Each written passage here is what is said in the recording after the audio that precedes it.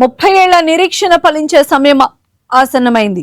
నెర్రలు బారిన నేలలో నీటి ఊటలు పారబోతున్నాయి. ఆకాశం వైపు ఆశగా ఎదురు చూసిన రైతన్న ఆనందంతో గంతులు వేసే తరుణం ఇది. దేశంలోనే అత్యంత కరువును ఎదుర్కొంటూ పొట్టకోటి కోసం వలసబాట పట్టిన అక్కడ ప్రజల జీవిత రాతలు మారబోతున్న క్షణాలు దగ్గర పడుతున్నాయి. కలుషిత జలాలతో ఫ్లోరైడ్, డయాలసిస్ వంటి దీర్ఘకాలిక రోగాలకు కేంద్రంగా మారిన ఆ 3 జిల్లాల రూపురేఖలు మార్చేయబోతోంది పూల సుబ్బయ్య వెలిగొండ ప్రాజెక్టు. ఇది నాణానికి ఒకవైపు అయితే మరోవైపు వందలాది కుటుంబాల కన్నీటి గాథలు కళ్లు చెమర్చేలా చేస్తున్నాయి. పుట్టిన ఊర్ని, చదువుకున్న బడిని, కలియ తిరిగిన ప్రాంతాన్ని వదిలి వెళ్లిపోతున్నారు. గ్రామం, ఆ చెట్టు, పిట్టలతో ఎనలేని బంధాన్ని ఏర్పరచుకున్న ప్రజలు అన్ని విడిచిపెట్టి వలస బాట పట్టారు. వెలిగొండ ప్రాజెక్టు ముంపు ప్రాంత వాసుల కన్నీటి గాథలను స్పెషల్ గ్రౌండ్ రిపోర్ట్ ద్వారా మీ ముందుకు తీసుకువచ్చింది 10 టీవీ.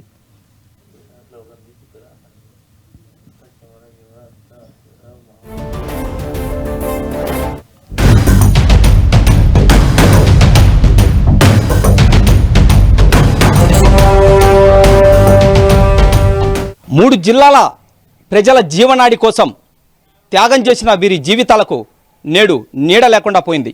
శతాబ్దాలుగా పెంచుకున్న కన్నతల్లి లాంటి గ్రామ బంధాలు, బంధుత్వాలు, నమ్మిన దేవుడు, తీర్చిదిద్దిన బడి, గుడి మొత్తాన్ని వదులుకోవాల్సిన పరిస్థితి నెలకొంది. వెలుగొండ ప్రాజెక్టు పూర్తవడంతో ఇప్పుడు వీరి గమ్యం ఎటు, వీరి పరిస్థితి ఏంటి, ఇప్పుడు గ్రౌండ్ రిపోర్ట్లో చూద్దాం.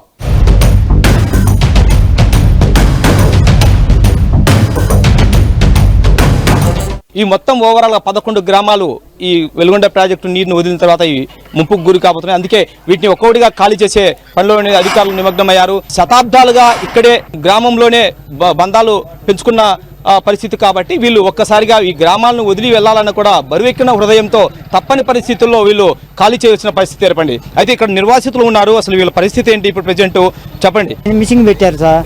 నా కుటుంబం, నాకు 4 కొడుకులు, మా తమ్ముడు, మా నాయన ఉన్నాం. 6 మంది ఉన్నాం. మా ఇంటి 8 మంది ఉన్నాం. మాకు ప్యాకేజీ రాయమంటే ఏది రాలేదు, మిషింగ్ తర్వాత చూస్తామని మాట్లాడు సార్. అంతేను. ఆర్ఎండ్ఆర్ ప్యాకేజీలో స్టార్టింగ్ లో మీకు లబ్ధిదారు లిస్ట్ లో మీ పేరు లేదా? ఉంది, చేస్తామని అన్నారు. కట్టుబడి రాసుకోబోయారు. అది ఏంటంటే 2006 నుంచి 2019 అప్పట్లోపు ఎవరికైతే 18 సంవత్సరాలు నిండి ఉంటాయో వారికి ఓటీఎస్ కింద నష్టపరిహారం చెల్లించారు. ఈరోజు కూడా అమౌంట్ కొడుతున్నారు. ఓకే, మంచిదే. ఇప్పుడు 2019 నుంచి 2020 లోపు ఎవరికైతే 18 సంవత్సరాలు నిండి ఉంటాయో వారికి కూడా అర్హతలు అని చెప్పేసి వారికి కూడా ప్యాకేజ్ అందించాలని ప్రభుత్వాన్ని మేము కోరుకుంటున్నాము. మా యొక్క డిమాండ్ని పరిష్కరించాలని మీ ముందుకు వచ్చాము. గ్రామానికి సంబంధించిన మరో పెద్ద ఉన్నారు, చెప్పండి ఏంటి మీ ఇక్కడ పరిస్థితి? సార్, ఇక్కడ 2019లో కట్ ఆఫ్ డేట్ అన్నారు. అది కాదు, ఇప్పుడు 2026 కట్ ఆఫ్ డేట్ మీద ఇప్పుడు ప్రాజెక్టు నీళ్లు వదిలిన నాటికి 18 సంవత్సరాలు నిండిన ప్రతి ఒక్క నిర్వాసితుడికి ఆర్ఎండ్ఆర్ ప్యాకేజ్ కొట్టాలా. కానీ అది ప్రభుత్వం చేస్తామంటారు కానీ సరైన క్లారిటీ ఇవ్వలేదు.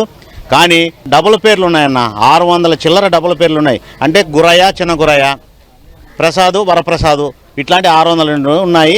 దీనికి నేమ్ కరెక్షన్ ఎంఆర్ఓ గారు సర్టిఫికేట్ ఇచ్చినా కానీ జాయింట్ కలెక్టర్ గారు దీని పక్కనే ఇంతమంది ఎక్కడున్నారు, అక్కడ ఇన్ని పేర్లు వస్తాయా తప్పు అని చెప్పి వాటిని పక్కన పెట్టినారు. కానీ వాటిని కాగా మేము లబ్ధిదారులకు సరైన ప్యాకేజ్ ఇచ్చి వాళ్ళని ఆదుకోవాలని మేము డిమాండ్ చేస్తున్నాము. సో ఖాళీ చేసే లోపే ఇదన్నీ సెటిల్మెంట్ కావాలి. సో ఇప్పుడు సెటిల్మెంట్ కాలేని పరిస్థితి. సో మీ పరిస్థితి ఏంటి ఇప్పుడు ప్రెజెంట్? ఇంకా మాకు సెటిల్మెంట్ ఇప్పుడు కాకపోతే నీళ్ళు వదిలినాక ఎవరు పట్టించుకోరన్నా. ఇప్పుడు ఉన్న వరకే అంత మాత్రమైంది. ఇంకా నీళ్ళు వదిలిన తర్వాత ఎవరిని అడగాలి? మేము పోయి అయ్యే పనులు కాదు. మేము ఒకటే డిమాండ్ చేస్తున్నాము. 2019 అప్పుడు 12,50,000 అన్నారు.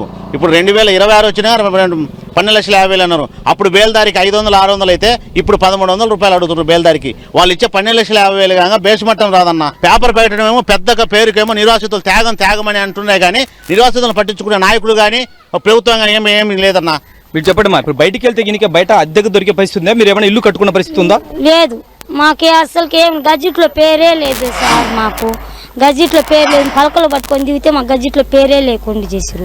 మేము మా పరిస్థితి ఇప్పుడు మీ ఇంట్లో నుంచి బయటికి పోవాలంటే మాకు రూపాయలు లేదు. మాకు స్థలం కానీ రాలే. మాకు ఏ ప్యాకేజ్ రాలేదు. మా ఇంటికి కానీ డబ్బులు, మేము బతకడానికి పోయినాము, మా ఇంట్లోకి డబ్బులు కానీ రాలే. మాకు స్థలం కానీ లేదు. అది కాదు, ఎవరిని కలిసినా ఎక్కడ ఏ గ్రామంలో పరిస్థితి చూసినా ఇదే విధంగా ఉంది. అయితే ఈ ప్రభుత్వం ప్రకటించినటువంటి 7,321 మంది లబ్ధిదారులు అని చెప్పేసి ఒక ప్రకటన తెచ్చేసింది. కానీ బట్ గ్రామంలో పరిస్థితి, వాస్తవ పరిస్థితి చూస్తే ఈ విధంగా ఉంది. ఆర్ఎండ్ఆర్ ప్యాకేజీ తమకు రాలేదు, వర్తించలేదు. తమ వయసు 50 దాటింది. సో తమ లబ్ధిదారులు అయినప్పటికీ కూడా లిస్టులో తమ పేర్లు లేదు, మిస్సింగ్ లిస్టులో మిస్ అయింది అని చెప్పేసి ఆవేదన వ్యక్తం చేస్తున్న వారి పరిస్థితి కొంతమంది అయితే, అదేవిధంగా తమకు R&R ప్యాకేజీ లిస్టులోనే తమకు పేర్లు లేవని చెప్పేసి వాళ్ళు ఆవేదన వ్యక్తం చేస్తున్న వారు మరికొంతమంది.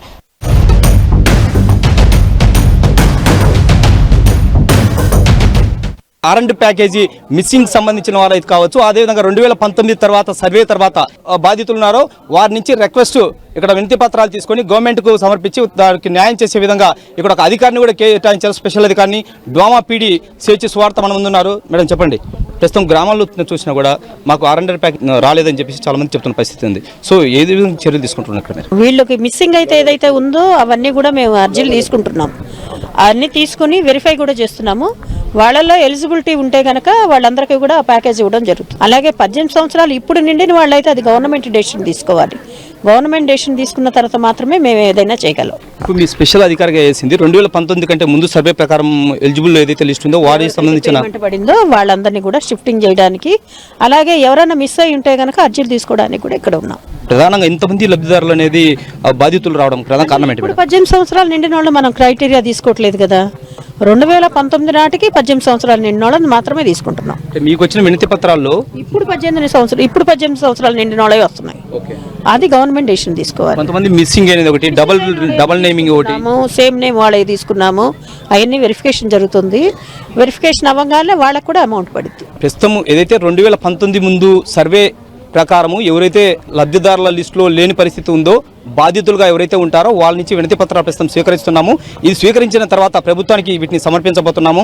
ఏదైతే ప్రాజెక్టు పూర్తయిన తర్వాత ఇప్పుడు మేము ఖాళీ చేసిన పరిస్థితి ఏదైతే ఉందో దానికి ముందే తమకు R&R ప్యాకేజీ ఇచ్చి ఖచ్చితంగా మనకు న్యాయం చేయాలని చెప్పేసి గ్రామ ప్రజలు డిమాండ్ చేస్తున్న నేపథ్యంలో అధికారులు కూడా అదే బాటలో వారికి ఏదైతే సమస్య ఉందో వాటిని నెరవేర్చి ముందుకు పోవాలనే పరిస్థితి అయితే ఇక్కడ జరుగుతుంది.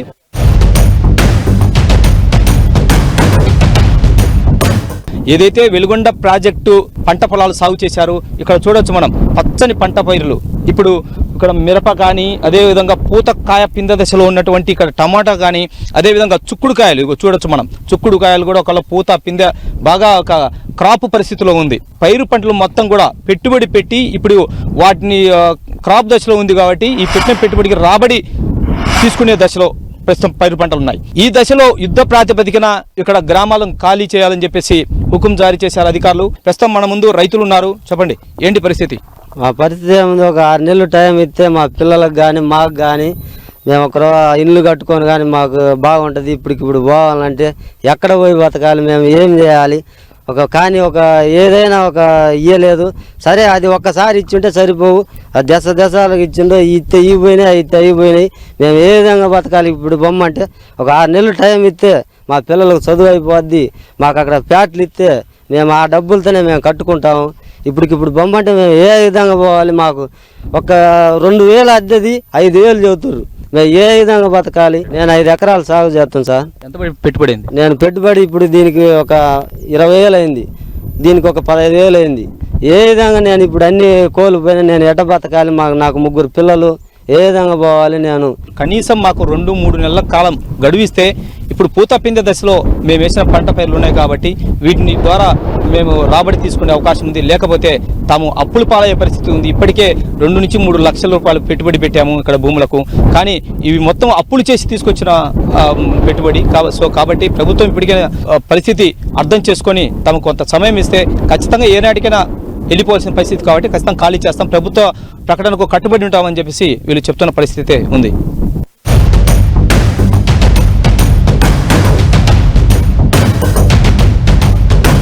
నిత్యం కరువు కాటకాలతో దేశంలోనే దుర్భిక్ష ప్రాంతానికి నిలువైనటువంటి ప్రస్తుతం ప్రకాశం జిల్లాలోని పశ్చిమ ప్రాంతం మార్కాపురం జిల్లా, ఈ ప్రాంతాన్ని దుర్భిక్ష పరిస్థితిని అప్పట్లో గమనించినటువంటి ఆ రోజు 1996 ఆనాటి ముఖ్యమంత్రి చంద్రబాబు నాయుడు వేసినటువంటి శిలాఫలకం ప్రాంతాన్ని మనం చాలా స్పష్టంగా చూడవచ్చు. ప్రధానంగా నల్లమల సాగర్ సంబంధించిన ప్రాజెక్టులో శ్రీ నారా చంద్రబాబు నాయుడు ఆ రోజు 1996లో వేసినటువంటి ఈ శిలాఫలకం పైన పేరు కూడా చూడవచ్చు. వెలుగొండ ప్రాజెక్టు ఆవశ్యకత, వెలుగొండ ప్రాజెక్టు ఇక్కడ నిర్మించాల్సిన పరిస్థితి, రైతుల దీన పరిస్థితిని అర్థం చేసుకున్నటువంటి అప్పటి ముఖ్యమంత్రి 1996లో శిలాఫలకం వేశారు.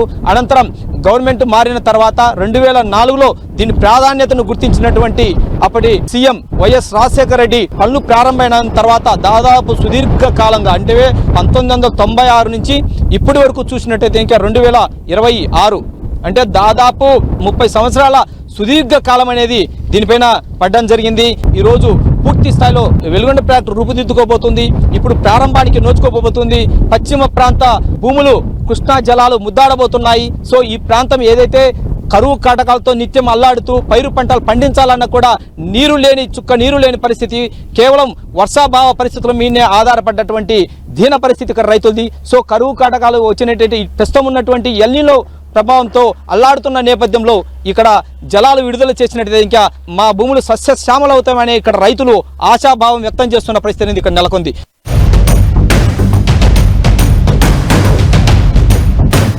వెలుగొండ ప్రాజెక్టులో కీలకమైనటువంటి ఫెడర్ కెనాల్ దగ్గర మనం ఉన్నాం. ఇక్కడ ఫెడర్ కెనాల్ వ్యూ చూడవచ్చు. ప్రాజెక్టులో అత్యంత కీలకమైనది ఇది. దాదాపు 21.5 కిలోమీటర్ల నుంచి 24 కిలోమీటర్ల పొడవు ఉంటుంది. మొత్తం ఏదైతే టన్నెల్స్ అక్కడ స్టార్టింగ్ అంటే శ్రీశైలం ప్రాజెక్టు దగ్గర కొల్లంబాగు నుంచి అంతర్గతంగా ఉన్నటువంటి కొండలలో తవ్వినటువంటి 2 టన్నెల్లు కూడా 18.5 కిలోమీటర్ల సమాంతర దూరంలో తవ్వినటువంటి టన్నెల్ 1, టన్నెల్ 2, ఆ టన్నెల్స్ 2 నుంచి వచ్చిన వాటరు ఈ ఫెడర్ కెనాల్ ద్వారా మొత్తం ప్రవహించి దాదాపు 24 కిలోమీటర్ల దూరం ప్రవహించి నల్లమల్ల సాగర్ ప్రాజెక్టులో అక్కడ స్టోర్ అయిన తర్వాత అక్కడి నుంచి 3 ప్రధానమైనటువంటి ఏదైతే తూర్పు కాలువ, అదేవిధంగా గొట్టిపడియ, అదేవిధంగా తీగలేరు, ఈ 3 ప్రధాన కాలువ ద్వారా 3 జిల్లాలకు డివైడ్ కావడం జరుగుతుంది. సీఎం చేతుల మీదుగా ప్రారంభించిన తర్వాత మొదటి విడతలో భాగంగా 10 టీఎంసీల నీరును వాటిని నింపబోతున్నారు. సో ఈ కాలువ మీద ఉండే ఆ నీరు కూడా ప్రవహించబోతుంది. ఏదైతే శ్రీశైలం ప్రాజెక్టు కొల్లంబాగు ద్వారా వదిలిన వాటర్ ఉంటుందో ఆ వాటరు ప్రాజెక్టులో చేరిన అనంతరం ఈ పశ్చిమ ప్రాంత పొలాలను కూడా ఇక్కడ ప్రవహించిన నీరు ముద్దాడబోతున్నాయి.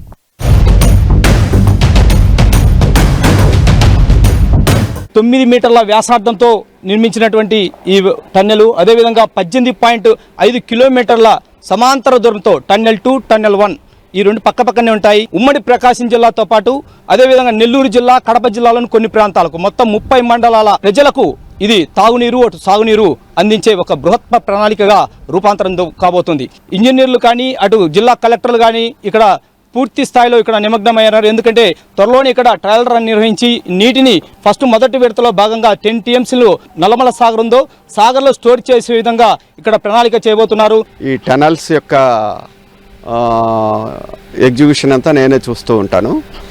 అయితే ఇది కొల్లంబాగు నుంచి ఇక్కడి దాకా మనము ఈ కొత్తూరు దగ్గర ఉన్నాము. ఆల్మోస్ట్ ఇక్కడికి 18.8 కిలోమీటర్స్ లెంత్ ఉంటుంది. 2 టనల్స్, 2 పక్కనే ఉంటాయి ఈ tunnels. Free framed structure, frame work అంతా ఒకటేసారి మనం మూవ్ అయ్యేటట్టు ఒక 2 వీల్స్ మీద పెట్టుకొని చేస్తూ ఉంటాం అన్నమాట. తీగలేరు కెనాల్ కానీ, తర్వాత వచ్చేసి గొట్టిపడియా కెనాల్ కానీ, తర్వాత వచ్చేసి ఈస్టర్న్ మెయిన్ కెనాల్ కానీ, వీటిల్లో వాటర్ అనేది మనం ఇప్పుడు ఓన్లీ గొట్టిపడియా కాలువల ద్వారానే వదులుతాం అనేది మనకు తెలిసిన సమాచారము. ఈస్టర్న్ మెయిన్ కెనాల్ కూడా సేమ్ అంతేనండి. ఆల్మోస్ట్ చాలా మటుకు జరిగింది. ఈస్టర్న్ మెయిన్ కెనాల్లో కూడా కొన్ని స్ట్రక్చర్లు ఉన్నాయి. రేపు సంవత్సరానికి ఫుల్ ఫ్లెడ్జ్డ్గా మనం 4,47,000 ఎకరాల ఆయకట్టుకు నీరు ఇవ్వగలం. తర్వాత అలాగే 30 మండలాల్లో ఉండే 15 లక్షల మంది జనాభాకు కూడా తాగునీటిని ఇవ్వగలం.